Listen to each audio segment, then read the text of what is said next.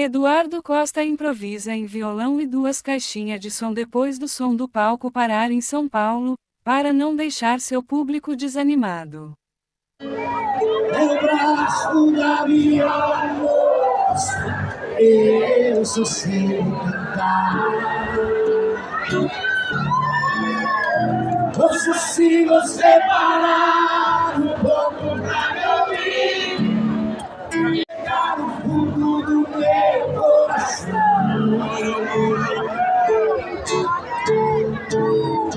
Moça, eu já sei que o papo agora é só brincar, mas eu tô querendo mesmo é me casar.